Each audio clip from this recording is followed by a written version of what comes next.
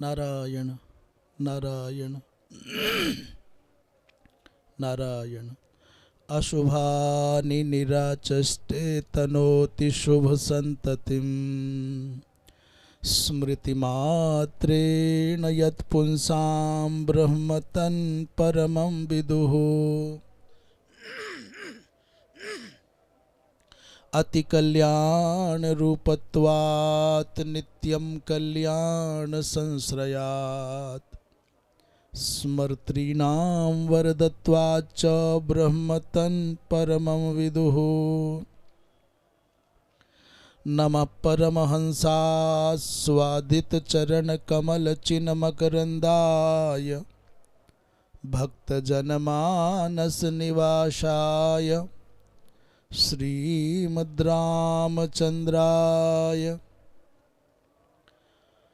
वागीशाद्याः सुमनसः सर्वार्थानामुपक्रमे यन्नत्वा कृतकृत्याः स्युस्तन्नमामि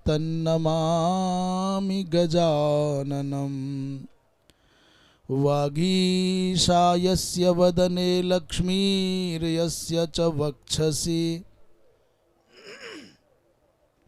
यस्यास्ते हृदये संवित् तन्नृसिंहमहं भजे।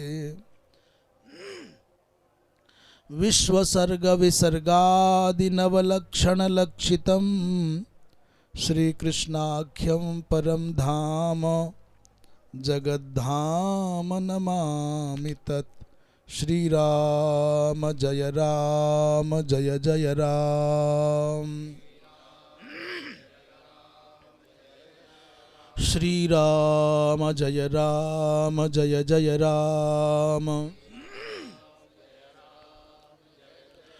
श्रीराम जय जय राम। धर्म की अधर्म का प्राणियों में विश्व का गौ हत्या गौ माता की परम पूज्य धर्म सम्राट स्वामी श्री करपात्री जी महाराज की अपने अपने सद्गुरुदेव भगवान की श्री वृंदावन बिहारी लाल की श्री राजा रामचंद्र भगवान की हर हर महा। तीर्थराज प्रयाग की पवित्र धरा आवे महाराज जी विराजे। तीर्थराज प्रयागराज की ये पावन धर्म धरा श्रीधरी टीका समन्वित श्रीमद्भागवत का स्वाध्याय क्रम मंगलमय उपस्थिति संत महानुभाव स्वामी जी श्री महादेवाश्रम जी श्री स्वामी जी महाराज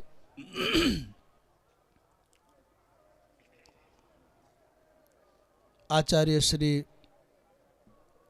भगवत शरण शुक्ल जी और उन्हीं के समीप विराजित हैं श्री भारत भूषण जी और उन्हीं के समीप आसीन हैं आचार्य श्री रमाशंकर शुक्ल जी। अन्य सभी समुपस्थित सुधी श्रोता महानुभाव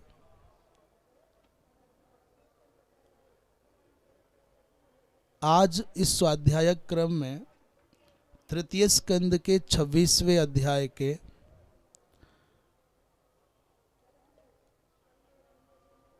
32वें श्लोक में यात्रा आरंभ होगी।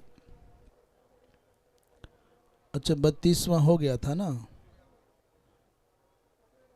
33वां, अच्छा माने 35 हो गए। 36वें श्लोक से यात्रा आरंभ होगी। भगवान कपिल, हम एक बार 34वें का और 35वें का स्मरण कर लेते हैं क्योंकि ये 35वां 36वां सब 3 श्लोक जुड़े हुए हैं।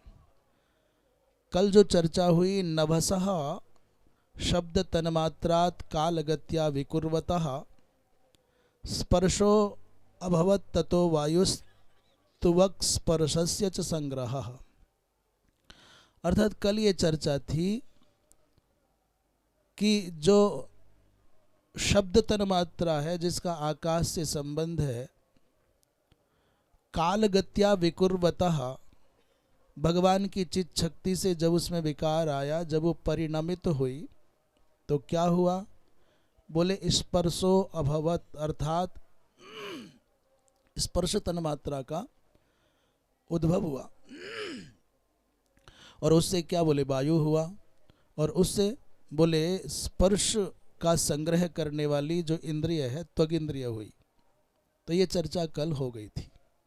आज उसी वायु संबंधी विचार को आगे बढ़ाते हुए कह रहे हैं मृदुत्वम कठिनत्वं च शैत्यमुष्णत्वमेव च एतत् स्पर्शस्य स्पर्शत्वं तन्मात्रत्वं नभस्वतः। 36वें श्लोक में कह रहे हैं कि ये जो स्पर्श है इसमें क्या क्या है, स्पर्श तन्मात्रा में त्वगिंद्रिय में क्या क्या है, क्या क्या वैशिष्ट्य है वायु में।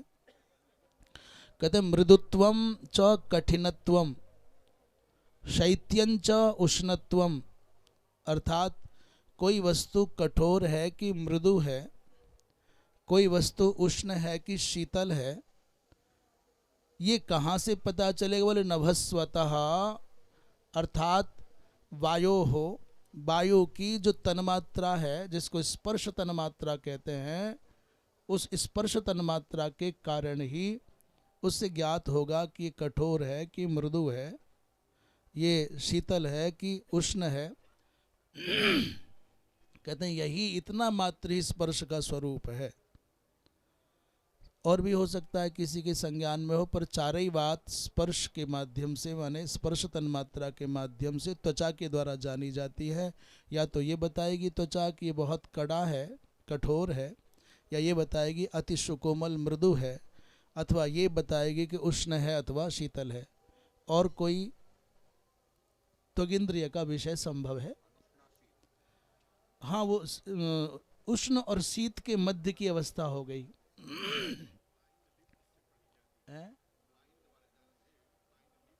हाँ, ये बात इन्होंने बहुत अच्छी बात की, ना तो ठंडा है ना गर्म है और ना ही कठोर है ना मृदु है। मुझे लगता है कि उसमें कठोरता और मृदुता का समावेश हो जाएगा। कैसे पता चलेगा ये पढ़ते समय अक्षरों को?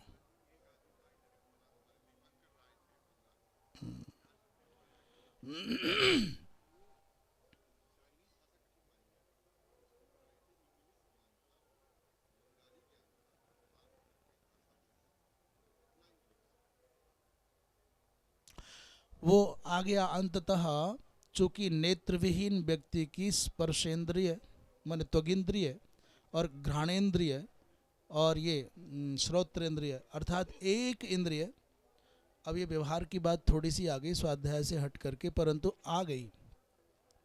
इस विषय में मेरे चित्त में बारंबार श्री रामभद्राचार्य जी महाराज का दृश्य आता है और प्रायः उनको एक उपलक्षण के रूप में कह रहे हैं। आपने भी जितने लोग देखे होंगे जो जन्मना, जिनको प्रज्ञाचक्षु कहते हैं, उनकी कोई ना कोई विशिष्ट दूसरी इंद्रिय उस वैकल्य को अतिपूर्णता देती होगी। तो अब उदाहरण क्या है, यहाँ अभी किसी के पास में कीपैड जो छोटा वाला मोबाइल है वो होगा ना, तो मुझे लगता है जिसके पास कीपैड वो छोटा वाला पुराना नोकिया का मोबाइल होगा, वो 3 या 4 या 5 दिन तक उसको चार्ज करने की आवश्यकता नहीं पड़ेगी। एक बार चार्ज किया 4-5 दिन तक छुट्टी हो गई। पर जिनके पास में एंड्रॉयड होगा वो एक दिन में को 2 बार भी उसको चार्ज करना पड़ता हो। इसका तात्पर्य श्रव्य मात्र में उतना ऊर्जा नहीं लगती जितना दृश्य में ऊर्जा लगती है। दृश्य में इतनी ऊर्जा जाती है, नेत्र इतना विक्षेप करने वाले हैं, इतना विक्षेप करने वाले हैं, शायद संसार में इनसे बढ़कर के विक्षेप करने वाला कोई है ही नहीं। जो चेतना, जो ऊर्जा हमारी किसी सत्कार्य में लगनी चाहिए, आंखें कहीं के कहीं ले जाएंगी आपको। तो आते हैं वो भी उसमें मृदुत्व और कठिनत्व के माने स्पर्श के उसमें ही आ जाए, समावेश हो जाएगा। श्रीधर स्वामी इस विषय में कह रहे हैं, 36वें श्लोक में कहते हैं स्पर्श लक्षणम आह, स्पर्श का लक्षण बता रहे हैं। मृदुत्वम अर्थात स्पर्शत्वम माने स्वरूप लक्षणम इत्यर्थः। नभस्वतः माने वायोः, ये जो स्पर्श का लक्षण क्या है, बोले नभस्वतः वायोः तन्मात्रत्वम, ये वायु की तन्मात्रा है। नभस्वतः ये षष्ठी का एक वचन है, उसी का पर्यायवाची वायु हो गया। तो इतना ही श्रीधर स्वामी ने इस प्रसंग में कहा, और बंशीधर जी भी कोई विशेष बात नहीं कह रहे। मृदुत्वाद्येव स्पर्श स्वरूपम इति भावः, मृदुत्व आदि कह करके माने ये जो गिनाए गए चारों यही स्पर्श के अंतर्गत हो जाते हैं। 37वें श्लोक में कह रहे हैं चालनम व्यूहनम प्राप्तिर नेतृत्वम द्रव्य शब्दयोः सर्वेन्द्रियाणाम आत्मत्वम वायोः कर्माभिलक्षणम। इस श्लोक में कहते हैं वायु के कार्य क्या है। जिस वायु का प्रसंग चल रहा है, शब्द तन्मात्रा के परिणमित होने पर वायु माने स्पर्श तन्मात्रा हुई, स्पर्श तन्मात्रा की चर्चा हो गई। अब उसके बाद उस महाभूत वायु की चर्चा है। करे वायु का वैशिष्ट्य क्या है, बोले चालनम, चालनम माने कंपन, हिलाना, डुलाना, ये वायु का कार्य है। दूसरा क्या है, व्यूहनम, व्यूहन कहते हैं इकट्ठा करना, संचित हो जाना, संचित करना, ये भी कार्य वायु का है। और दूसरा प्राप्ति माने, प्राप्ति का तात्पर्य पहुंचाना, यहाँ से वहाँ तक पहुंचाना, गंध आदि को पहुंचाने का काम करता है। इसलिए बा गति गंधनयो हो, इस धातु से वायु शब्द का निष्पादन होता है। और क्या करते हैं, बोले द्रव्य शब्दयो हो, अर्थात किसको पहुंचाने का कार्य करती है, बोले द्रव्य और शब्द को पहुंचाने का कार्य करती है। द्रव्य और शब्द को यहाँ से वहाँ पहुँचाने का काम करती है। नेतृत्व माने ले जाने का अपने साथ काम करती है। और सर्वेन्द्रियाणाम आत्मत्वम, एक विशेष बात है वायु का, एक वैशिष्ट्य है कि समग्र सभी इंद्रियों को वो शक्ति देती है। सभी इंद्रियों को शक्ति देने का काम करती है। कौन, बोले वायु। इसलिए वायो हो कर्म अभिलक्षणम, अर्थात वायु के कर्मों का ये स्वरूप निर्धारित हुआ, ये लक्षण निर्धारित हुआ। इसके अतिरिक्त कोई और कार्य किसी की स्मृति में आ रहा हो, जानने में आ रहा हो, तो वो स्मरण कर सकते हैं, अन्यथा इतना ही कार्य है वायु के द्वारा, और इसी के अंदर सब अंतर्भूत हो जाएगा। श्रीधर स्वामी इस विषय में कहते हैं चालनम माने वृक्ष शाखादेह है। चालन से तात्पर्य क्या है, बोले बिना कारण के आपने नहीं हिलाया, पर वायु के प्रभाव से वृक्ष की शाखा कंपित हो रही है, हिल डुल रही है। दूसरा व्यूहनम, अर्थात व्यूहनम का तात्पर्य मेलनम तृणादेह है। अचानक आप देखते हैं कि कोई व्यक्ति नहीं कर रहा है, पर एक जगह घनीभूत होकर के तृण समूह इकट्ठा दिख रहा है। दूसरा बोले प्राप्ति ही, प्राप्ति का तात्पर्य बता रहे संयोगः, कस्य, बोले द्रव्यस्य, द्रव्य का संयोग, अर्थात द्रव्य की प्राप्ति, प्राप्ति माने संयोग।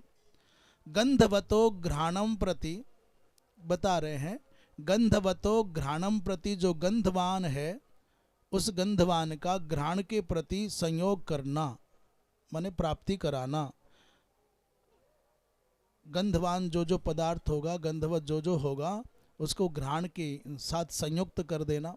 तथा शैत्यादि मतः, जो शीतल आदि से शैत्य से युक्त है, शैत्य वाला है, उसका स्पर्शनम प्रति, उसको त्वगिंद्रिय तक पहुंचा देना, संयोग करा देना।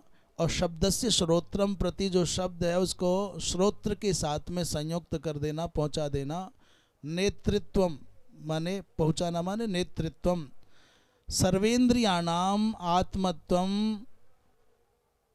उपोदबलकत्वम, अर्थात ये कहते हैं सर्वेंद्रिया नाम एक कार्य और करता है वायु, सभी इंद्रियों का क्या है, बोले उपोद बलकत्वम का तात्पर्य आत्मबल प्रदत्वम, वो आत्मबल देता है, उन सभी इंद्रियों को शक्तिशालिनी बनाता है।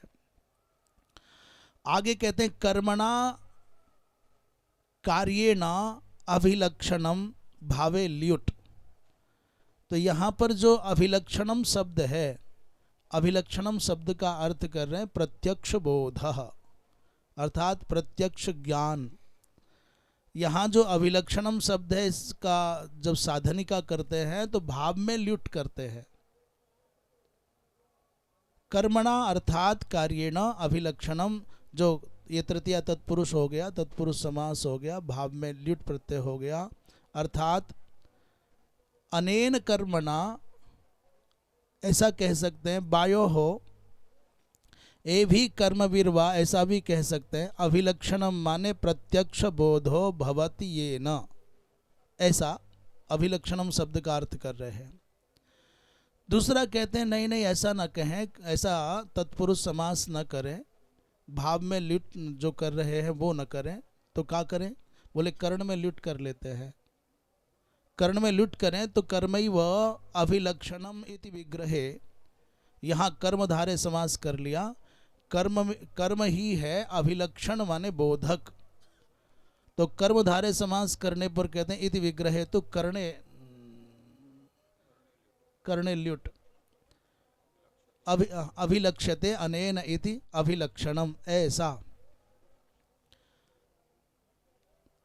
37वें श्लोक में इतना ही कह करके श्रीधर स्वामी ने इस श्लोक को पूर्ण किया, परंतु ये कहते हैं वंशीधर जी, अभि अर्थात सर्वतो भावेन, लक्षणम माने स्वरूप कथनम, अभिलक्षणम का अर्थ कर रहे हैं सर्वतो भावेन, स्वरूप का कथन करना। 38वें श्लोक में कहते हैं वायोश्च स्पर्श तन्मात्रा रूपम दैवे ऋतादभूत, समुत्थितम ततस्तेजश्चक्षुरूपोपलम्भनम, समुत्थितम ततस्तेजश्चक्षुरूपोपलम्भनम। कह रहे हैं जब वायु तत्व का जो स्पर्श तन्मात्रा है, वायु संबंधिनी जो स्पर्श तन्मात्रा है, उससे क्या हुआ, बोले दैवे ऋतात, दैव माने भगवत शक्ति से अभिप्रेरित, चित शक्ति से अभिप्रेरित होने पर इस स्पर्श तन्मात्रा से क्या हुआ, बोले स्पर्श तन्मात्रा से वायोश्च, वायु की जो स्पर्श तन्मात्रा है, तस्मात् दैव ईरितात, अर्थात काल शक्ति के द्वारा वो जो अभिप्रेरित हुई, तो रूपम समुत्थिता, रूपम समुत्थितम, अर्थात उसमें रूप तन्मात्रा का उदय हुआ। इसका तात्पर्य ये समझें कि पहले तन्मात्रा का उद्भव होता है और तन्मात्रा के अनंतर महाभूत आता है, और महाभूत के अनंतर उस गुण की ग्राहिका जो इंद्रिय है उसका ग्रहण होता है। आगे कहते हैं ततः तेजः, उससे क्या, वो तेज, और रूपोपलम्भनम माने रूप को प्राप्त कराने वाली, बोध कराने वाली, ग्रहण कराने वाली चक्षु जो इंद्रिय है, नेत्रेंद्रिय, उसका प्राकट्य हुआ। श्रीधर स्वामी इस प्रसंग में कह रहे हैं, अच्छा नहीं, 38वें श्लोक में टीका नहीं किए, वंशीधर जी कहते हैं रूपस्य उपलम्भनम अर्थात ज्ञानम ये न। अभी इस श्लोक का भाव इतना ही समझें कि जब स्पर्श तन्मात्रा में भगवत कृपा से, भगवत शक्ति की प्रेरणा से, चित शक्ति के संसर्ग से जब विकार हुआ, परिवर्तन हुआ, कुछ नूतन सृजन हुआ, उसका नाम था रूप तन्मात्रा। रूप तन्मात्रा के बाद अग्नि तत्व का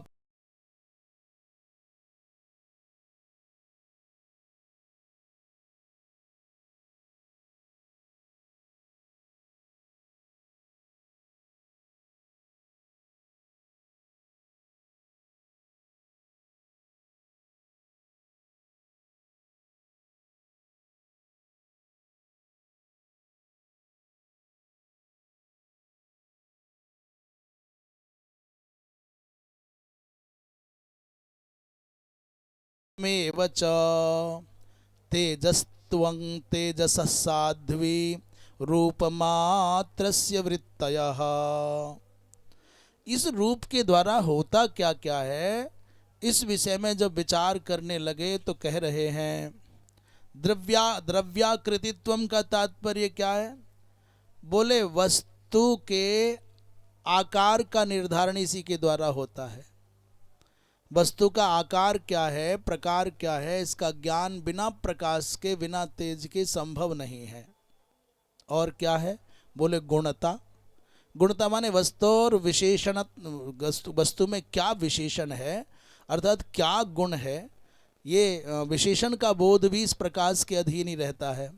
और क्या, बोले व्यक्ति संस्थात्व में वच। व्यक्ति शब्द का तात्पर्य द्रव्य, तो द्रव्यस्य माने व्यक्ति संस्थात्व माने द्रव्यस्य आकार प्रकारंच, ये भी इसी प्रकाश के अधीन ही है। द्रव्य का आकार माने वस्तु का आकार क्या है, वस्तु का गुण विशेष क्या है, और इस द्रव्य का वस्तु का व्यक्ति का आकार प्रकार क्या है, ये सब इसी प्रकाश के द्वारा पता चलता है। कह रहे हे साध्वी, भगवान कपिल ने यहाँ संबोधन किया साध्वी, कहीं सती कहते हैं कहीं साध्वी कहते हैं। हे साध्वी, हे साधु स्वभाव वाली माँ, ये दूसरी विशेष बात यह है कि रूप मात्र से माने रूप तन मात्रा की यही वृत्तियां हैं। वृत्तियां माने कार्य। कल आप पूछ रहे थे वृत्ति क्या होता है, तो वृत्ति माने आचार्य जी ने कहा कार्य। तो वर्तनम वृत्ति माने वृत्तय व्यवहार, तो व्यवहार माने वही कार्य, कार्याणि। और एक विशेष बात कहते तेजस्त्वम तेजसः, तेज का जो असाधारण धर्म है वो तेजस्त्व है, ये किसी अन्य में नहीं होगा। अर्थात प्रकाश के द्वारा जो संपद्यमान क्रियाएं हैं, जो कार्य हैं, वो है द्रव्याकृतित्व, दूसरा है गुणता, तीसरा है व्यक्ति संस्थात्व, और बस कहते हैं इतना ही माँ हे साध्वी, रूप तन्मात्रा की रूप तन्मात्रा की इतनी वृत्तियां हैं, इतने ही कार्य हैं, इतना ही व्यवहार है। और तेज क्या है, बोले तेज का असाधारण धर्म है तेजस्त्व, वो इससे इतर में कहीं तदितर में कहीं नहीं होगा तेजस्त्व, ये बात कह रहे हैं। 39वें श्लोक में श्रीधर स्वामी पाद कहते हैं द्रव्याकृतित्वम अर्थात द्रव्यस्य आकार समर्पकत्वम। द्रव्याकृतित्व का तात्पर्य क्या है, बोले द्रव्य माने वस्तु, वस्तु के आकार का समर्पक होता है ये प्रकाश। वस्तुनः आकार समर्पकम माने रूपस्य, और वस्तुनः आकार समर्पकम रूपस्य कार्यम, ये रूप का कार्य हो गया। और गुणता का तात्पर्य क्या है, बोले गुणता का तात्पर्य द्रव्योपसर्जनतया प्रतीति ही। गुणता माने वस्तुनः, वस्तु के गुणत्वेन अर्थात विशेषणत्वेन प्रतीति ही। उपसर्जनतया का तात्पर्य अप्रधानतया कहते हैं, यहाँ गौणतया कहते हैं, गुणाधीनत्वात्। तो किसी वस्तु का वैशिष्ट्य कैसे होगा गुणादिक के द्वारा, वो स्पष्ट किसके द्वारा होगा, बोले प्रकाश के द्वारा। और बोले शब्दस्य तु स्वातंत्र्येण प्रतीति, शब्दस्य तु स्वातंत्र्येणैव प्रतीति ही। एक बिल्कुल अलग हटके कहते हैं श्रीधर स्वामी पाद,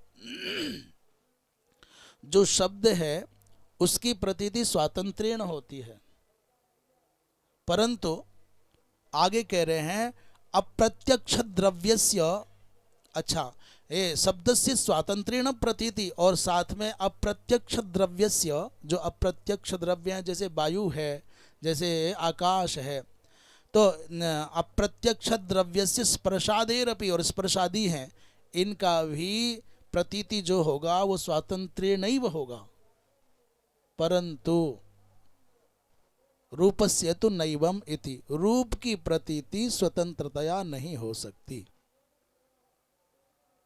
क्यों, बोले तस्यायम ये इसका जो रूप का वैशिष्ट्य है वो यही है, तस्य रूपस्य, यही वैशिष्ट्य है, यही भेद है। इति विशेषा उक्तः, क्या, बोले रूपस्य, रूप जो है वो अन्य जो तन्मात्राएं हैं, अन्य तन्मात्र विषयभ्य, अन्य तन्मात्र विषयों से यही भेद विशिष्ट है कि बाकी सबका तो स्वातंत्र्येण बोध हो जाएगा, प्रतीति हो जाएगी, पर रूप की प्रतीति स्वातंत्र्येण नहीं हो सकती। व्यक्ति संस्थात्वम माने, व्यक्ति संस्थात्वम का तात्पर्य कह रहे हैं द्रव्यस्य या संस्था, अर्थात संस्था माने सन्निवेश, सन्निवेश माने आकार प्रकार, जो द्रव्य का या वस्तु का जो आकार प्रकार है वो केवल वस्तु का आकार प्रकार नहीं है, वो उस रूप का भी आकार प्रकार माना जाएगा। सैव संस्था, वही संस्था, सैवाकारः अर्थात उस रूप का भी आकार वही माना जाएगा। कैसे? बोले यस्य तत्परिणामतया प्रतीति, यस्य रूपस्य तत्परिणामतया अर्थात जैसी वस्तु है उसके साथ ही उसके रूप का भी बोध हो जाएगा। बोले वस्तुनः आकारे अर्थात परिणामे रूपस्यापि प्रत्यज्ञानम भवति, रूप का भी ज्ञान हो जाता है, प्रतीति हो जाता है, ऐसा कह रहे हैं। आगे कहते हैं तेजसः अर्थात तेज तत्व का, तेजस तत्व का जो तेजस्व है वो असाधारणत्व माने असाधारण धर्म है, अर्थात तेजस्व तेज के अतिरिक्त कहीं अन्यत्र नहीं रह सकता। असाधारण धर्म का तात्पर्य है कि वो अपने लक्ष्य से भिन्न में कहीं न जावे, यही असाधारण धर्म है। उसको क्या कहते हैं? असाधारण धर्म माने अन्य का असाधारणत्व क्या न्याय की भाषा में कहते हैं? स्ववृत्तित्वे स्वेतरा वृत्तित्वम, अर्थात अपने से भिन्न में नहीं जाए। स्ववृत्तित्वे सति स्वेतरा वृत्तित्वम, अर्थात स्व में, स्व का तात्पर्य लक्ष्य में, लक्ष्य में तो मात्र लक्ष्य मात्र में जाए और तदितर में न जाए, तदितर में अवृत्तित्व रहे, उसी को असाधारण धर्म कहते हैं। माने ये कहिए अन्यून और अनतिरिक्त, ना तो रंच मात्र भी कम और ना ही रंच मात्र भी अधिक, उसको असाधारण धर्म कहते हैं, साधारण लक्षण कहते हैं। 39वें श्लोक में श्रीधर स्वामी ने कहा द्रव्ये उपसर्जनेन प्रतीति ही उपसर्जन प्रतीति, द्रव्य में जो उपसर्जनेन गुणवृत्तियां जो प्रतीति होती है उसको उपसर्जन प्रतीति कहते हैं, अर्थात अमुख्यत्वेन प्रतीति ही, उसी को गौण वृत्तियां कहते हैं। तो ऐसा समझ ले। अप्रत्यक्ष द्रव्यम, अप्रत्यक्ष द्रव्य क्या है जो श्रीधर स्वामी ने कहा? यहाँ कहा उन्होंने कि अप्रत्यक्ष द्रव्य का भी बोध जो होता है वो स्वातंत्र्येण हो जाता है। तो ये कौन कौन से हैं? तो वायव्यादि ही, वायु आदि उसका ग्रहण करके कह रहे हैं तस्य स्पर्शादे रादिना शब्द ग्रह, शब्द आदि का भी ग्रहण हो जाएगा।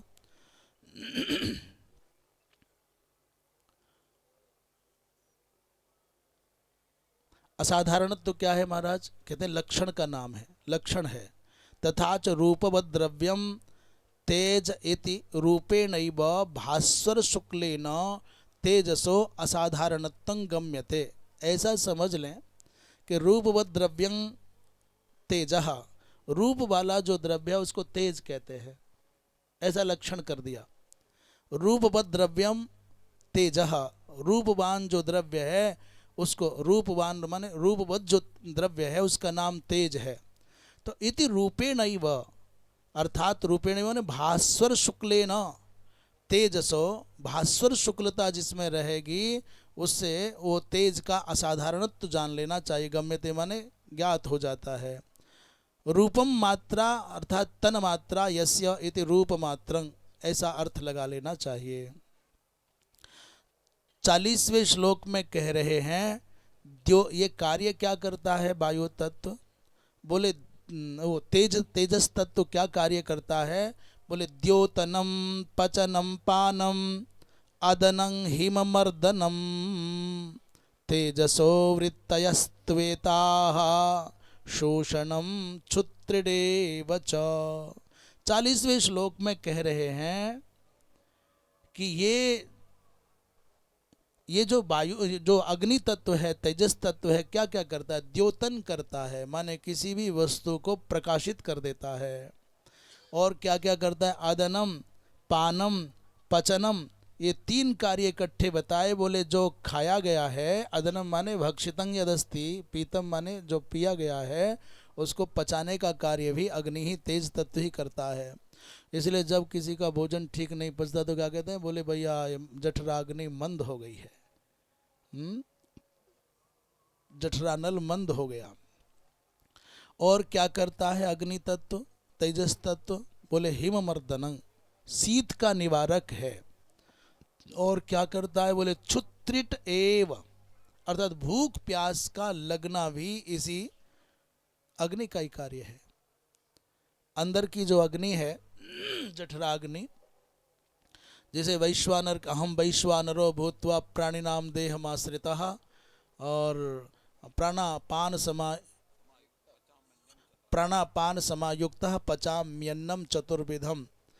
तो ये सब वृत्तियाँ, क्या क्या? द्योतन हो गया, और पाचन हो गया, हिममर्दन हो गया, क्षुत्रिट माने भूख प्यास का लगना हो गया। एतास्तु तेजसः वृत्तयः, इतनी ही इस अग्नि तत्व की वृत्तियां हैं, उसका कार्य है, ऐसा समझ लें। श्रीधर स्वामी कहते हैं द्योतनम का तात्पर्य प्रकाशनम, और पचनम माने तंदुलादे है क्षुत्रिडसनाया पिपासा च तद्वारेण पानम अदनं च। जब पचन का क्या बोले? तंदुलादे है पचनम, अर्थात आपने जो ओदन आदि खाया है, भात आदि खाया है, उसको पचाने का कार्य करता है अग्नि। और क्षुत्रिड असनाया पिपासा च, क्षुत्रिड क्या बोले? असना और पिपासा इत्यादि के द्वारा पान और अदन, इसकी अभिरुचि उत्पन्न करता है। और अगली बात तो जो हिम का समन करना, वो नहीं कहा है टीकाकार ने, पर वंशीधर जी ने कह दिया। हिममर्दनम माने शीत निवारकत्वम, और शोषणम माने शुष्क करणम, ऐसा भी जोड़ लेना चाहिए। 41वें श्लोक में कह रहे हैं रूप मात्राद विकुर्वाणात तेजसो दैवचोदितात रसमात्रमभूत तस्मादंभो जिह्वा रसग्रहः। ये कहते हैं अगला, अर्थात जब रूप मात्रा माने रूप तन मात्रा में, दैव चोदितात रूप मात्रात, दैव प्रेरित माने भगवान की चित शक्ति के संसर्ग से, संपर्क से, संकल्प से जब रूप मात्रा, रूप तन मात्रा में कोई परिवर्तन हुआ, विकार हुआ, तो क्या हुआ? तो ये रूप तन मात्रा है किससे संबंधी? बोले तेजस तत्व संबंधिनी रूप मात्रा में जब भगवत कृपा से परिवर्तन आया, विकार आया, कुछ नूतन सृजन हुआ, तो उसे कहते हैं रस मात्रम अभूत। तो रस तन मात्रा प्रकट हो गई। अग्नि से जल प्रकट होता है, और वही जल अंततः अग्नि को मिटाने के काम आता है ना? गजब की बात। और इसलिए जल का जब दोहन किया जाता है, मंथन किया जाता है टरबाइन आदि के द्वारा, तो उस जल में कारणत्वेन विद्यमान जो ऊर्जा है, जो अग्नि है, वो विद्युत के रूप में आ जाती है।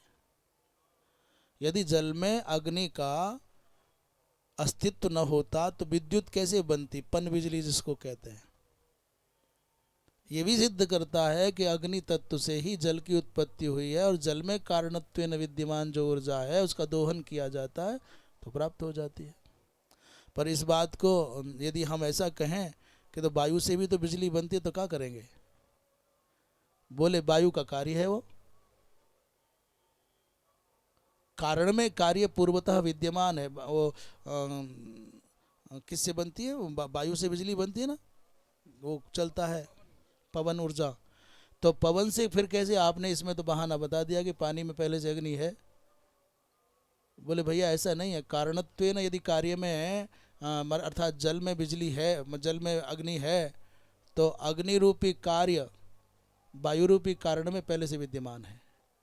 कार्य नहीं होगा तो कार्य प्रकट कैसे होगा? कहते हैं रस्तन मात्रा का अभूत तस्मात अंभः, उस रस्तन मात्रा से ही अंभः माने जल की उत्पत्ति हुई। और ततः बोले जिह्वा रसग्रह, उससे जिह्वा हुई। ये जिह्वा क्या है? बोले रसग्रह जिह्वा। ये रसग्रह क्या है? बोले रस का ग्रहण जिससे होता है उसको, उस इंद्रिय को जिह्वा कहते हैं। ऐसा श्रीधर स्वामी पाद इस विषय में कहते हैं कि जिह्वा माने रसनेन्द्रियम। जिह्वा का तात्पर्य रसनेन्द्रिय। आगे कहते हैं रसो गृह्यते अनया इति रसग्रह। रसग्रह शब्द का व्युत्पत्ति लभ्य अर्थ ला रहे हैं। रसो गृह्यते अनया, रस का ग्रहण किया जाता है जिसके द्वारा उसी जिह्वा को, उसी रसना को रसग्रह कह रहे हैं। इन्होंने कहा अथवा ऐसा अर्थ कर लीजिए, यद्वा रसग्रहस्ततो भवति, रस का ग्रहण जिससे होता है उसको रसना कहते हैं। रसग्रहस्ततो भवति माने यतो भवति, ऐसा कह सकते हैं। रस का ग्रहण जिससे होता है उसका नाम क्या है? बोले रसना है, अथवा जिह्वा है, अथवा रसग्रह है, ऐसा अर्थ कर लें। श्रीधर स्वामी की बात को 41वें श्लोक में वंशीधर जी ने कुछ नहीं कहा है, टीका नहीं है। आगे चलते हैं 42वें श्लोक में, कषायो मधुरस्तिक्तः कट्वं ल इति नैकधा भो भौतिकानां विकारेण रस एको विभिद्यते। कहते हैं वस्तुतः एक ही रस है और वह नैसर्गिक रस है मधुर। मूल रस है मधुर। कैसे पता चले मधुर रस नैसर्गिक है? छोटे से बच्चे को सबसे पहले आप देखो उसको बोध है। जितना स्वाभाविक रूप से छोटे अति लघु बालक की स्वाभाविक प्रीति उस माधुर्य के आस्वादन में होगी, उतनी प्रीति किसी में ना होगी। वो जिह्वा को शहद आदि चटाते हैं तो कितना सुरुचिपूर्वक वो उसको रसास्वादन करता है। अर्थात माधुर्य का बोध उस अज्ञात अभी अबोध शिशु को भी है। उसी के जीव पर नमक रख दीजिए या कटु रख दीजिए तो थू थू करने लग जाएगा।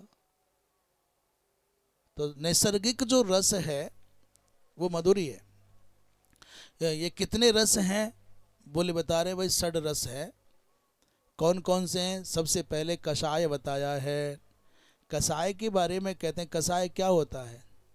बोले कषाय होता है मधुर तिक्त कटु अम्ल और क्या हो गया तिक्त विकारिणम।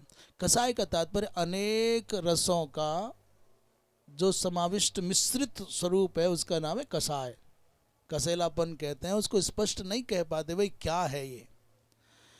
उसकी अपेक्षा मधुर को स्पष्टतया कहा जा सकता है कि मधुर है, तो कषाय हो गया, मधुर हो गया। तिक्त माने तीता। तीता का तात्पर्य मरीचिका, मिर्चा आदि का जो रस है वो है? पर कटु तो नींब आएगा। अच्छा, नींब को ऐसा, पर हमको लगता है कटु माने नींब है, करेला आदि है। कड़ू ऐसे बोलते ना भाषा में भी सामान्यतः कहते कड़ू है, कड़वा है, कटु है। अच्छा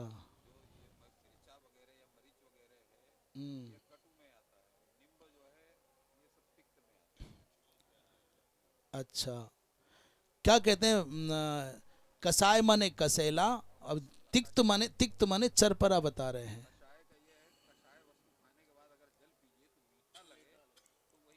अच्छा, तिक्त का अर्थ यहाँ चरपरा कर रहे हैं यहाँ पर, और कटु का अर्थ कड़वा कर रहे हैं।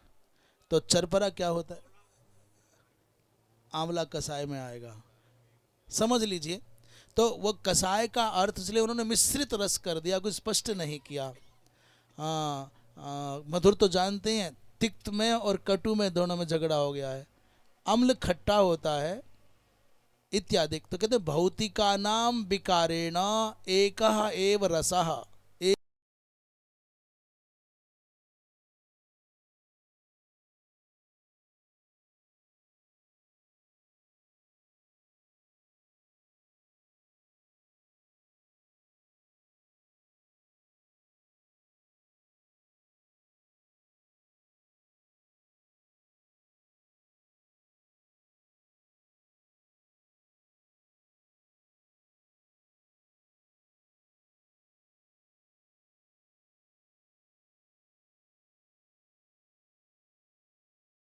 आदि षड रसों का हम उल्लेख करने जा रहे हैं, उसमें लवण का भी उल्लेख कर लेना चाहिए, देखना चाहिए।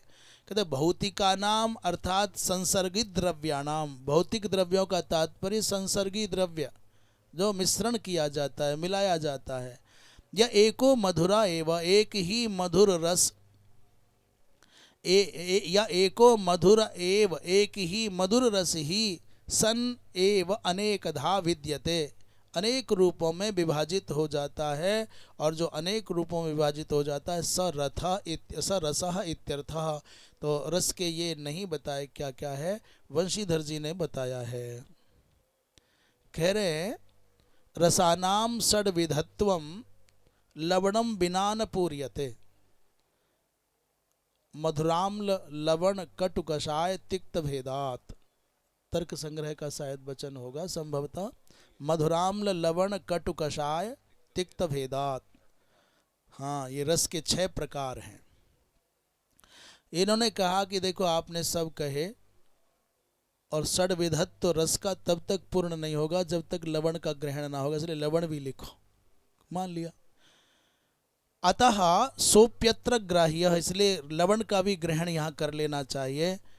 कट्टमलादिषु इति, अर्थात आगे कहते हैं तुबरस्तु कषायो स्त्री, अर्थात ये कषाय जो शब्द है अस्त्री मन स्त्रीलिंग में नहीं होता होगा, पुल्लिंग और नपुंसकलिंग हो गया। मधुरो लवणः कटुः, मधुर हो गया, लवण हो गया, कटु हो गया। तिक्तो अम्लश्च रसाः पुंसी, ये सब पुल्लिंग में आते हैं। तद्वत्सु षडमी त्रिषु, हाँ अमरकोश का श्लोक दे दिया है। इत्यर्थ इति जलस्य केवलम मधुर रसवत्वेपि, जल तो केवल मीठा होता है। हाँ, जले मधुर शीतलो, जले मधुर शीतलो। तो कह जलस्य केवलम मधुर रसवत्वेपि संसर्गित द्रव्य स्वभावात् अन्येपि तत्र रसाः संभवन्तीति भावः। वस्तुतः जल का जो नैसर्गिक गुण है वो है मधुर होना, जल का नैसर्गिक गुण है शीतल होना। जल मीठा क्या, तत्र स्पर्श शीतस्पर्शवत्यः आपः, शीतस्पर्शवत्यः आपः। तो बत्यः माने शीतस्पर्शवती, शीतस्पर्शवत्यौ, शीतस्पर्शवत्यः, प्रथमा का बहुवचन अर्थात स्त्रीलिंग का रूप है। जो ये अप शब्द है ये स्त्रीलिंग है और नित्य बहुवचनांत है, इसलिए शीतस्पर्शवत्यः आपः ऐसा कहा जा रहा है। कहते हैं जल का जो नैसर्गिक रस है वो मीठा हो गया, और संसर्गी माने संसर्ग के कारण, द्रव्यों के समायोजन के कारण वही जल अनेक अनेक प्रकार के रसों का उद्भावक माना जाता है, ऐसी प्रतीति होती है। 43वें श्लोक में देखते हैं क्या क्या है। कहते हैं क्लेदनम पिंडनम तृप्ति प्राणानाप्यायनोन्दनम तापापनोदो भूयस्त्वमंभसो वृत्तयस्त्विमाः। इस जल के द्वारा होता क्या है? कहीं धरती पर इतना सूक्ष्म विवेचन आपको मिलेगा? हम सनातन धर्मियों का सौभाग्य है कि ऐसा अनुपम, ऐसा सूक्ष्म विवेचन, ऐसा इसके पार कोई सोच ही नहीं सकता। जो लिख दिया गया उसके आगे कोई एक पग आगे नहीं बढ़ा सकता है। जल के बारे में जो कह दिया गया, पृथ्वी के बारे में जो कह दिया गया, जो अग्नि के बारे में कह दिया गया, जो वायु के बारे में कह दिया गया, जो आकाश के विषय में कह दिया गया, उसके आगे कुछ बोला ही नहीं जा सकता। सबसे अधिक तर्क संग्रह जब पढ़ते हैं, बालक पढ़ते हैं, सबसे अधिक जो वहाँ पदकृत्य आदि का आश्रय लेकर के विषय का प्रतिपादन होता है, अव्याप्ति अतिव्याप्ति का वारण करने के लिए ऐसा कहा ऐसा कहा, तो वहाँ यदि बालक ठीक से समझ करके पढ़ने लग जाए तो इतना व्युत्पन्न हो जाता है कि झटित ही कह देगा। अभी किसी से पूछो आकाश क्या है तो बता ना पाओगे। अभी किसी को कोई पूछे आकाश क्या है तो क्या बताओगे? केवल ये कह सकते हैं स्पेस है, स्काई है, खुला है, परंतु तर्क संग्रह पढ़ा होगा तो झटिति कह देगा आकाश माने ये है। अब आप अपनी बुद्धि के घोड़े दौड़ाओ, कैसे हो सकता है शब्द गुण कम आकाशम, शब्द गुण कम आकाशम। किसी की सामर्थ्य नहीं कि पकड़ करके आकाश को दिखा दे कि ऐसा है वैसा है, इतना है उतना है। पर छोटा सा बालक तर्क संग्रह पढ़ा होगा तो कहते हैं शब्द रूपी गुण जिसमें रहता है उसका नाम आकाश है। बोले जहाँ जहाँ शब्द व्याप्त हो जाए वो सब आकाश है। इस लक्षण पर अब लड़ते रहो, करते रहो विवेचन, कैसे है हो सकता है, कैसे नहीं हो सकता है। तो कह देगा साहब ये लक्षण नहीं आकाश का, तो तुम बता दो, हम तो मान जाएंगे। जो ये कहेगा शब्द गुण कम आकाशम, इसको नहीं मानते हो तो दूसरा लक्षण तुम बना के दिखा दो। जैसे जल का लक्षण कर दिया कि वो शीतल मधुर आदि तो बात की बात है, बोले शीतल लगने वाला। उसने कहा हमारे यहाँ तो पहाड़ पर एक ऐसा स्रोत है जहाँ से गर्म पानी निकलता है। बोले वो नैसर्गिक नहीं है, संसर्गज उष्णत्व है उसमें। वो कहीं निश्चित रूप से जिस पर्वत से वो स्रोत निकलता होगा वहाँ गंधक का कोई अस्तित्व होगा। बिना गंधक के अस्तित्व के जल का उष्ण होना संभव ही नहीं है। अथवा आध्यात्मिक दृष्टि से विचार करें तो भगवान सूर्य से संबंध होगा उसका, अग्नि अथवा सूर्य से संबंध होगा तो उष्णता है। और व्यवहारिक दृष्टि से विचार करें तो गंधक का अस्तित्व होगा उस पहाड़ में, इसलिए उष्णता है। तो संसर्गज उष्णत्व है। क्या चल रही थी बात, तो जल के बारे में चल रहा था। 43वें श्लोक में कहते क्लेदनम, श्लोक हो गया ना। अच्छा, क्लेदनम ये क्रिया है, तो जल क्या क्या करता है, बोले क्लेदन करता है। क्लेदन माने गीला करता है, आर्द्र करता है, क्लिन्न करता है। और पिंडनम माने आटा है, चूर्ण है, उसको जल का संयोग नहीं करोगे तो पिंड नहीं बना पाओगे, तो ये पिंडन करता है। हाँ, और तृप्ति ही दूसरा करता है भैया, ये आपको तृप्त करता है। और प्राणानाप्याय नोंदनम, ये प्राणों का क्या हुआ। अच्छा, 43वां श्लोक कहते हैं क्लेदन हो गया, पिंडन हो गया, तृप्ति हो गया, प्राणनम आप्यायनम ये जीवित रखता है। और आप्यायन माने पिपासा का समन करता है। प्राणनम माने जीवित रखना और आप्यायन माने प्यास बुझाना। ओंदनम माने ये किसी कड़ी से कड़ी वस्तु को मृदु बना देता है, नरम बना देता है। ओंदनम, उंदनम भी है और ओंदनम भी, दोनों शब्द है। कहते हैं शब्द मात्र वहाँ भिन्न है पर अर्थ दोनों का समान ही है। तापाप नोदह, एक कार्य और करता है। खूब गर्मी से झुलस रहे हो और आपको जल की प्राप्ति हो जाए, शीतल जल की प्राप्ति हो जाए, अच्छा नहीं हो, खूब जलती हुई आग पर आप गर्म पानी डाल दो तो भी बुझाई देगा, अग्नि को बुझाने का काम करेगा। और भूयस्तम, एक विशेष बात कह रहे हैं, भूयस्तम अंभसस्तु वृत्तयः इमाः। भूयस्तम माने कितना भी आप उसका दोहन करो जल फिर बढ़ेगा, फिर आ जाएगा, फिर आ जाएगा। भूयस्तम माने पदार्थों को बढ़ा देना, ऐसा अर्थ ये कर रहे हैं। परंतु ऐसा है जैसे कुएं से जल निकाला तो कुआं फिर पूरित हो जाएगा। ये जल की वृत्तियां हैं। इसी को श्रीधर स्वामी पाद कह रहे हैं क्लेदनम माने आर्द्रीकरणम। क्लेदन माने किसी भी जो कड़ी वस्तु है, सूखी शुष्क वस्तु है, उसको आर्द्र कर देता है। और पिंडनम माने मृदादेह पिंडीकरणम, मिट्टी को पिंडीभूत बनाना है तो जल का साहचर्य चाहिए।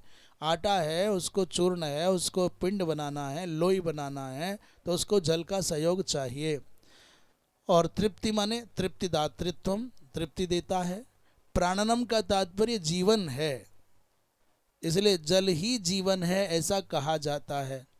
और जो जल तत्व को जानने वाले हैं वो तो कहते हैं सर्वम अपसु प्रतिष्ठितम। भगवान नारायण को जो नारायण कहा जाता है उसका संबंध भी नार माने जल से ही है।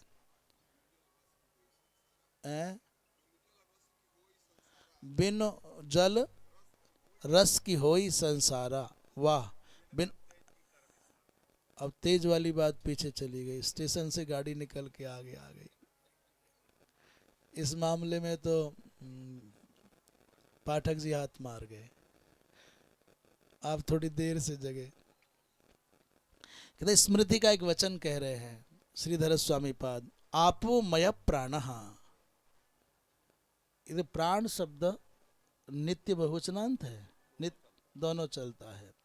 तस्मादेव प्राणः, आपो मयः प्राणः, ये जो प्राण है ना, इसलिए कई बार महापुरुष कहते हैं, अनुभवी बोले बिना भोजन के महीनों तक जी सकते हैं, और कहते बरसों तक जिया जा सकता है बिना अन्न के, पर जल के बिना कितने दिन, कहते हैं 10 दिन के बाद द, हाँ,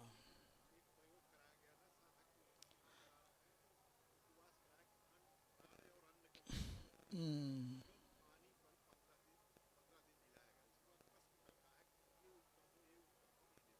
अच्छा।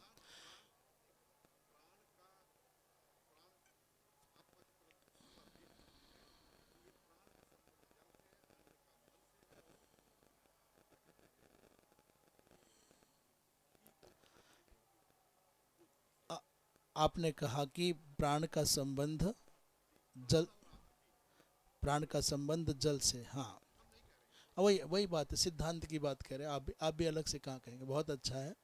हम बहुत साधारण बात बताएं आपको, बहुत अति साधारण बात है, तो सब ग्रंथों की ही, परंतु जब व्यक्ति अपने अनुभव के धरातल पर उतर करके आता है, तब ठीक ठीक ग्रंथों के उन शब्दों का कुछ सार समझ में आता है। जब व्यक्ति निर्जला पहली पहली बार रहता है, निर्जल एकादशी करना है, तो हम देखते, मैं बहुत गौर से देखता हूँ, जिसमें क्षमता लगती है उसको ऐसा भाव रहता है प्रेरणा दो, अच्छा है करें। बिना जल के 12 बजे के बाद छटपटाता है। मैं मेरा अपना जीवन का अनुभव बताता हूँ, प्रथम बार ऐसा लगा कि सारा संसार कोई ले ले, बस एक चुल्लू भर जल दे दे। मैं हाथ उठा करके कह सकता हूँ, निर्जला व्रत करने वाले को उस दिन न काम सता सकता है, न क्रोध सता सकता है, न लोभ रहेगा, न मोह रहेगा, बचेगा तो केवल एक बचेगा, केवल जलम जलम और जलम।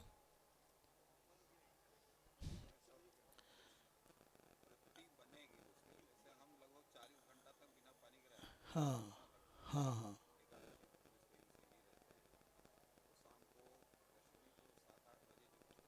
ले लिया बस, बराबर। तो वो मैं अभी इसमें से मैं, हम कह रहे हैं हाथ उठा कर बात कैसे, क्या सामर्थ्य है मन की कि दूसरी ओर चला हुई, कोई अच्छा ही नहीं लगता। और भीमसेनी एकादशी हो तो भगवान ने बनाई भी तो छांट के ही बनाई है, बनाना था तो ये माघ के महीने में बना देते, कर करो निर्जला बेटा, तो 10-20 हज़ार नहीं, 10-20 लाख नहीं, 10-20 करोड़ लोग कर जाते। छांट करके जब टेम्परेचर सबसे हाई होता है, बोले अब चलो भाई, सबसे बड़ा दिन। तो ये इससे लगता है कि हाँ, प्राण वास्तव में जल ही है, वस्तुतः जल ही है। आपोमय प्राण इति स्मृते है। आप्यायनं का तात्पर्य त्रिड वैक्लव्य निवर्तनम। आप्यायनम का तात्पर्य अर्थ किया, यहाँ आप्यायनम का अर्थ करें प्यास बुझाना, वही वही बात है। करें आप्यायनम माने त्रिड, त्रिड जन्य माने तृषा, प्यास से उत्पन्न होने वाली जो विकलता है, प्यास के कारण जो चित्त में विह्वलता है, व्याकुलता है, विकलता है, उसका निवर्तन करता है जल। जब पूरा तालु सूख रहा हो, उज्जैन में हमने इसका एक बार अनुभव किया, बड़ी भयंकर गर्मी कुंभ के समय पर, और महाराज जी ने कह दिया प्रवचन करना है, और होठ से होठ मिलने के लिए तैयार नहीं है, जिह्वा हिलने को तैयार नहीं है, और बोलना आवश्यक है, वो परिस्थिति वैसी है। तो मैंने सोचा मैं ही हूँ नहीं, 4-5 लोगों के साथ ऐसा खेल चल रहा था। बीच बीच में जल पी पी करके 1 घंटा बड़ी मुश्किल से बोला गया, हर बार होठ सूख जाते हैं, जीव नहीं उठ पा रही है, जल पीते हैं तब। तो ये त्रिट, त्रिट माने तृषा को कहते हैं, प्यास को, तज्जन्य जो वैक्लव्य है उसका वैक्लव्य का निवर्तन करता है जल। उन्दनम का तात्पर्य मृदुकरणम, कहते हैं उन्दनम कहो अथवा ओंदनम कहो, पाठेपि स एवार्थ। ओंदनम पाठ हो अथवा उन्दनम पाठ हो, परंतु अर्थ साम्य है। यस्तवम यस्त्वं कपादा, अच्छा ओ, यस्त्वं कूपादौ उद्धृतस्य, ये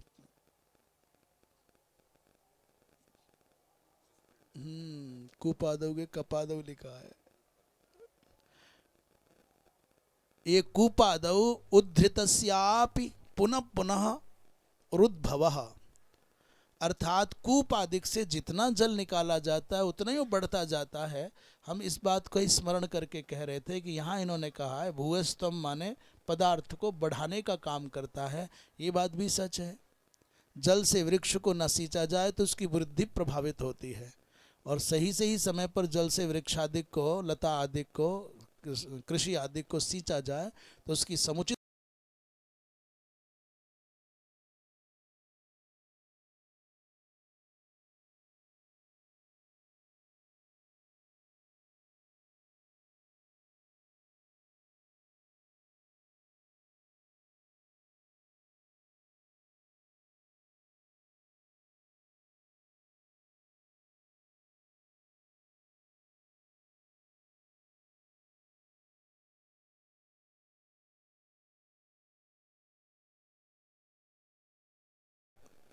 आपोमयः जल विकारः यद्वा, अथवा कहते चंद्रादि दर्शनेन समुद्रादौ इव भूयस्त्वम। पर ये जलस्य जीवनत्व श्रुतिम आह, नहीं कुछ नहीं, पूरा इतना ही है, ये तो पूरी बात नहीं आई। जलस्य जीवनत्व, जल ही जीवन है, जल के जीवनत्व में श्रुति कह रहे हैं आपोमयः। हाँ यही बात, आपोमयः। अच्छा आगे कहते हैं चंद्रादि दर्शनेन, वो जो भूयस्तु की बात आई कि जल बढ़ाता है, वृद्धि करता है, तो संभवतः यहीं से प्रभावित होकर के इन्होंने अर्थ किया होगा। अर्थात जैसे चंद्रादि दर्शनेन, चंद्र जब पूर्णिमा के चंद्रमा को समुद्र देखता है तो समुद्रादौ इव भूयस्त्वम, अर्थात समुद्र वृद्धि को प्राप्त हो जाता है, ऐसा कह रहे हैं। 44वें श्लोक में देखते हैं, कहते हैं रसमात्राद विकुर्वाणा दंभसो दैव चोदितात् गंधमात्रमभूत तस्मात् पृथ्वी घ्राणस्तु गंधगः। अर्थात कह रहे हैं रसमात्राद विकुर्बाणात अंभसः, अर्थात जलस्य या रसमात्रा अर्थात रस्तन मात्रा, दैव चोदितात् तस्मात् रसमात्रात, रस्तन मात्रा से, दैव चोदित माने काल शक्ति चित शक्ति के प्रभाव से जब रस मात्रा में परिवर्तन हुआ, विकार हुआ, विकरण हुआ, तो कौन हुआ? बोले गंध मात्रम अभूत, गंध तन मात्रा उत्पन्न हो गई। गंध तन मात्रा हुई तो तस्मात, उस गंध तन मात्रा से पृथ्वी हुई, और पृथ्वी होने के बाद गंधगः घ्राणस्तो, अर्थात गंध की प्राप्ति कराने वाली, गंध का बोध कराने वाली कौन हुई? बोले घ्राणेन्द्रिय हुई। 44वें श्लोक में श्रीधर स्वामी ने कहा गंधगो माने गंधम प्राप्नोति, गंध का ज्ञान कराने वाली, गंध को प्राप्त कराने वाली घ्राणेन्द्रिय उत्पन्न हुई उससे। श्लोक का अर्थ समान ही माने सरल ही है। इतना ही समझ लीजिए कि रस्तन मात्रा से भगवत कृपया गंध तन मात्रा हुई, और गंध तन मात्रा से पृथ्वी हुई, और पृथ्वी में पृथ्वी से ही क्या हुई? बोले गंध का ग्रहण करने वाली घ्राणेन्द्रिय नासिका हुई। 44वें श्लोक में कहते हैं फिर उससे होगा क्या? बोले पृथ्वी का कार्य और क्या क्या है?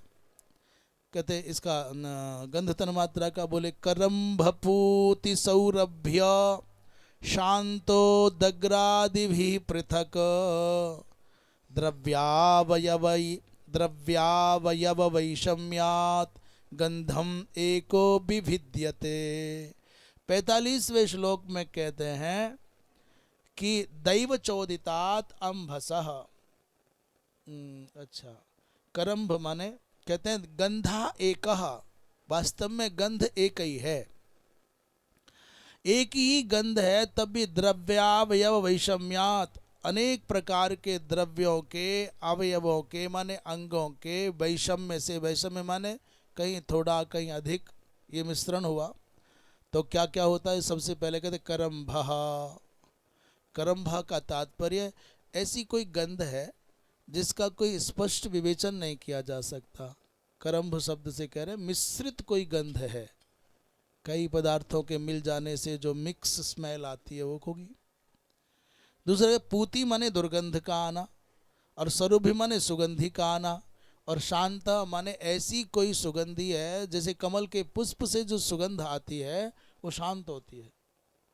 ये जो चमेली का है या क्या बोलते हैं इसको, बेला है, इनकी गंध बहुत तीक्ष्ण होती है, तीव्र होती है। परंतु जो कमल के पुष्प से गंध आती है वो शांत होती है। शांत का अर्थ इन्होंने मधुर कहा है, जिसको भीनी भीनी मीठी मीठी बोलते हैं। उग्र माने तीक्ष्ण गंध हो गया, और अम्ल माने खट्टी गंध हो गया। आदि भी इत्यादि रूपों में वो एक ही गंध पृथक पृथक विभिद्यते माने बट जाती है, प्रकट हो जाती है, विभाजित होकर के प्राप्त होती है, ऐसा सामान्य अर्थ करते हुए कह रहे हैं। वंश श्रीधर स्वामी कहते करम्भो माने मिश्र गंधः यथा व्यंजनादीनाम हिंगवादि संस्कारेण। तो कैसे माने भाई, करम्भ का मतलब क्या है? बोले जैसे भोजन बनाते हैं, व्यंजन बनाते हैं तो हींग आदि का कई चीज़ों का मिला करके संस्कार करते हैं, ऐसा समझ लीजिए। पूति का तात्पर्य दुर्गंध, और सौरभ्य का तात्पर्य माने कर्पूर आदि से। पूति का तात्पर्य प्याज से आने वाली, प्याज आदि से आने वाली गंध को पूति कहते हैं, और माने दुर्गंध कहते हैं। और सौरभ्य माने कर्पूर आदि से आने वाली जो गंध है उसको सौरभ्य कहते हैं। और शांत माने शतपत्रादेह, शतदल कमल से जो गंध आती है उसको शांत कहते हैं। उग्र किससे आती है?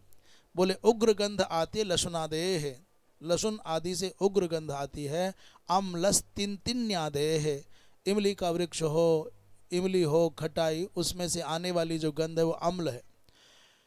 अभी ये बात, अम्लत्व का बोध तो जिह्वा से होगा जी, नासिका से कैसे हो सकता है?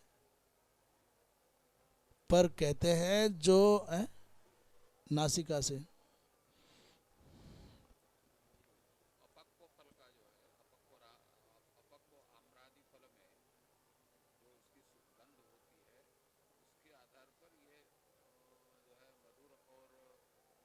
ऐसा जाना जाता है, ऐसा जाना जाता है उसी को।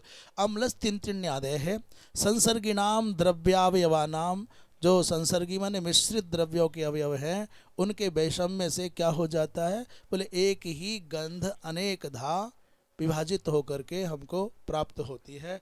बंशीधर जी की बात कह करके आज यही विराम देंगे। कहते हैं वो बंशीधर जी कह रहे हैं आदिना, आदि से क्या बोले अवलेह आदि का ग्रहण कर लेना चाहिए, और पुनर्आदिना बोले कस्तूरी आदि का भी ग्रहण कर लेना चाहिए। और फिर आदिना से किसका? बोले पुनर्आदिना उत्पलादि ग्रह, उत्पल की गंध का भी ग्रहण कर लेना चाहिए। और पुनर्आदिना बोले पलांडु आदि का भी ग्रहण कर लेना चाहिए। बोले पुनरादिना बोले मातुलुंग आदि ग्रहण कर लेना चाहिए। और बोले इत्यर्थः इति वस्तुतः एकोपि गंधः, वस्तुतः एक ही गंध है, तथापि संसर्गित द्रव्य वशेन, संसर्गित द्रव्य के कारण नानात्वं भजतीति भावः। श्री राम जय राम जय जय राम।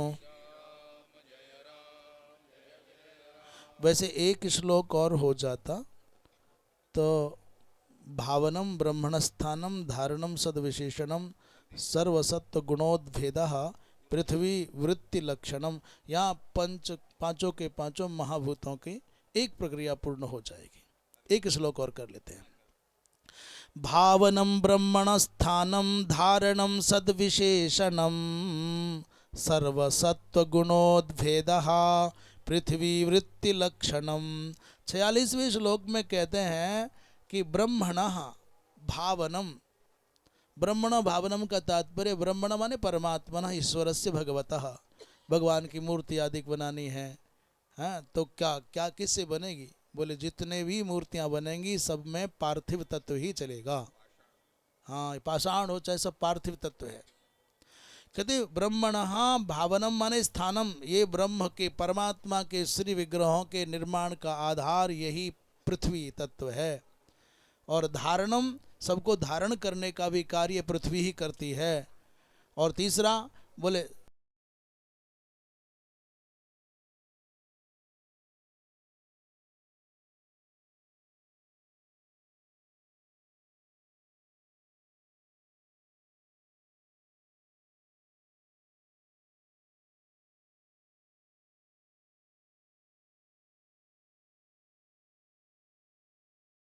में कहते 46 में ब्रह्मणो भावनम का तात्पर्य, ये ब्रह्मणो भावनम क्या है? कहते भावनम का तात्पर्य प्रतिमादि रूपेण साकारता पादनम। प्रतिमा आदि बनाई जाती, अमूर्त की मूर्ति बनती है, निराकार को कोई न कोई आकार दिया जाता है, साकारत्व के रूप में परिणत किया जाता है। कहते प्रतिमादि रूपेण साकारता पादनम एवं ब्रह्मणो भावनम, ये पृथ्वी के बिना नहीं संभव हो सकता। स्थानम माने जलादि विलक्षणा आश्रयांतर नैरपेक्षेण स्थिति ही।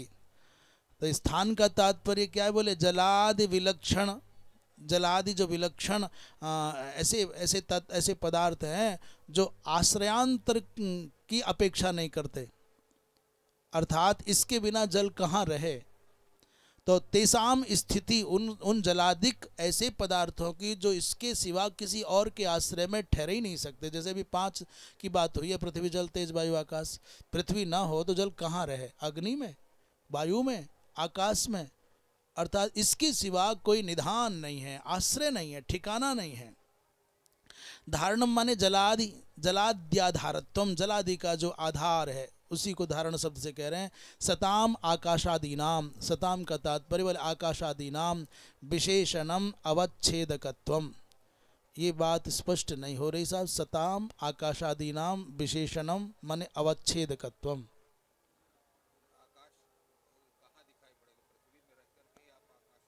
बराबर, वाह वाह। सताम आकाशादीनाम, आकाश हो, वायु हो, अग्नि हो, जल हो इत्यादि नाम विशेषणम माने अवच्छेदकत्वम, ये भी पृथ्वी से ही इसका बोध होगा। सर्वेषाम सत्वानाम प्राणिनाम, सभी जो प्राणी हैं उनके तत्तद गुणानांच, उनके जो जो गुण हैं वो पुस्तवादि नाम उद्भेदः, ये पुस्त आदि जो भेद हैं वो पृथ्वी के कारण ही प्रकट होंगे। परिणाम विशेषई ही प्रकटीकरणम, अर्थात पृथ्वी ही उन सब का हेतु है। श्री वंशीधर जी महाराज कहते हैं तन्नैरपेक्षेण, तन्नैरपेक्षेण जलाद्यपेक्षा विनैव। ये पृथ्वी को जलादि की अपेक्षा नहीं, जलादि अपेक्षा विनैव,